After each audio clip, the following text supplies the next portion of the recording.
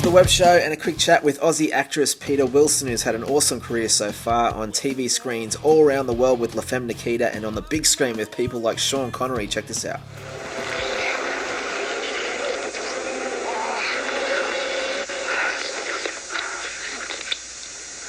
Extraordinary. So from the big screen with Sean Connery to a different kind of role with Ellen Barkin.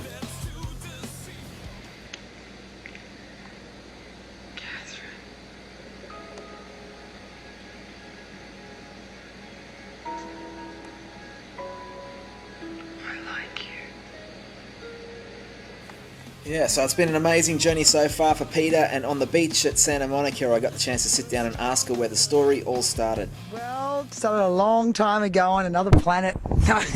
I was a military kid, essentially. I lived in Papua New Guinea until I was about 8. Wow. There's no TV up there.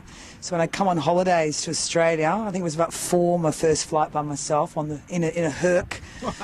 strapped to a little seat with a whole lot of soldiers and me in my little red dress, 4 years old, you know. And so kind of first adventure at 4 with a whole lot of guys. Yeah. And so, you know, I used to go to Australia, see the telly, go to Nana's and watch Bewitched and all the old American, you know, the TV shows. And used to go back to Papua New Guinea and then act out scenes from My Dream of Jeannie and Bewitched. My poor brother would play the other characters. Right. And I'd do all the shows for the natives, and they were a very happy audience. So it kind of started there, the acting thing, and then sort of 11 schools. You know, I came to America I went on walkabout essentially when I was 18. I got stuck in Italy, fell in love with a Greek, and sort of did that for a while, came back to Australia. Had done, you know, all of a sudden was sort of a model, which was a bit odd. So I just felt a bit of a tomboy, really. Right. So did that and then went on walkabout, got some cash, entered a competition, actually, because of the prize money. And it was this thing called the Face of Australia, and I didn't win, but I won something that they never did before and they never did again, which was the Spirit of Australia. Right. And it came from, I was one of the 50 finalists in this thing, and I watched these girls. Some of them were like truck drivers from Coober Pedy, you know, others were miners. Another chick was from, you know, Double Bay and going to Juilliard, and some were beautiful and some were really pretty but had no dress sense or any style. And when they all arrived at the big, you know, grand final, whatever you want to call it, right. Jupiter's Casino, all these chicks are fantastic. And then over the course of this week, you just watch them literally fall apart, trying to compete. And I was W, and I kind of went in my last interview, and Bob Hawke was there, and Greg Norman, and all these big people. That's amazing. Important people. And I had fancy dress on and makeup, and I watched all these girls just nervous wrecks, and I went, bugger this. And I went into my room, I took my makeup off, washed my hair, put jeans, T-shirt, and a pair of thongs on. And I went in for my interview. There was the big guy from Japan who was financing it all. Thank you, Mr. Japan. And there was, you know, Bob Hawke, the Carlos Empati, a whole lot of shishi people. And they asked me all these questions. I answered them. And they said, so what do you think, why do you think you're more Australian than the other girls? And I said, well, that's the mistake you're making, because I don't even think, how could you possibly judge one Australian more Australian than the other? That's kind of gay.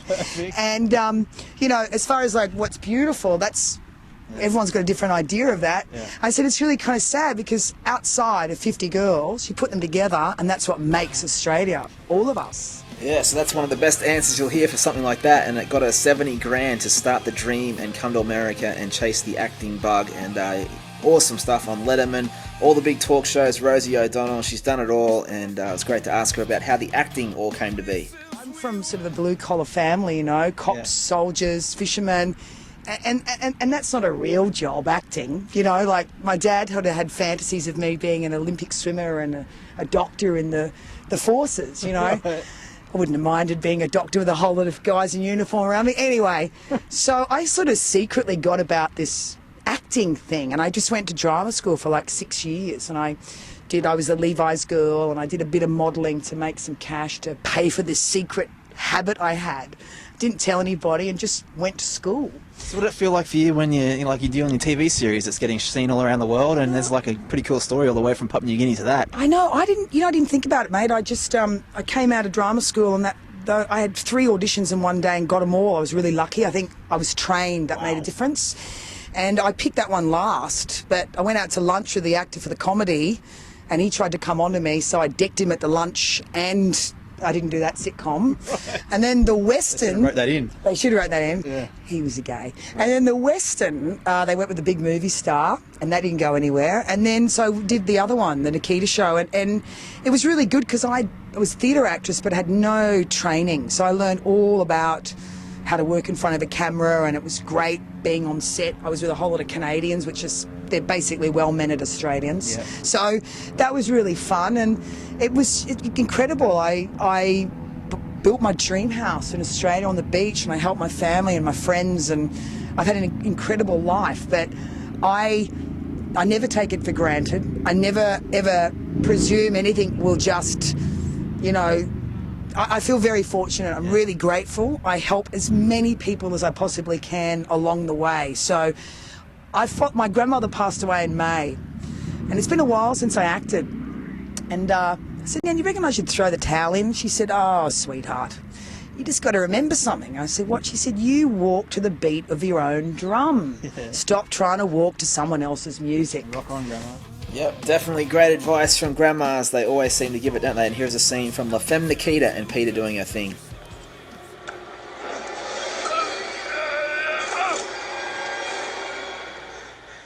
Hello. What are you doing here? I think I just saw a new pair of skivvies. What are you doing here? Yes, there she is in La Femme Nikita, and it was great to ask her about chasing dreams and how she goes about it. I sort of create my own opportunities. You know, I don't wait for people to bring things to me, and the byproduct of actually creating your own opportunities and having a go and doing it is generally, when you do that, the reward is the universe, other people will bring opportunities that you were waiting for, possibly. Completely. But you've got to move. It's like, you're not going to lose weight by sitting in the chair thinking about working out. You've actually got to go for a walk. You know, you're not going to, you know what I mean? So I kind of, I love my life. I wouldn't want, I have a free life, meaning that I'm not constrained by what you're supposed to do. I've never been. It was a bit of a nightmare for the parents when I was growing up. My dad particularly. Mum was kind of urging me on, you know. But now as I've gotten older, I'm really happy that I have that way, because I'm free, you know, to pursue whatever I want. And I thoroughly encourage people to do it. It's your life, you know. It's not your mum or your dad's or anyone else's. You should sort of do what you want, because whatever you do, if you do it from your heart, and it's something that, no matter if you only had slept 1 hour or 3 hours or 10 hours, but you wake up in the morning and you just want to do that, you're going to get successful, if that's what you really want to do. The trick is to work out, what do I want to do? What's going to get me up and get me off, just as much as a hot girl or a cute guy or a whole lot of cash. You know, it's like, you need to get off on your own life as if it's the most beautiful looking woman you've ever seen in your life and you want her. And the feeling you have about that chick, or for women, you know, the feeling you have about someone that just gets you going, you're just, lit up. That's what you've actually got to have for your own life and what you're doing. And if you've got that and you get up and you go for that thing that you love, absolutely you'll win, you know, I think.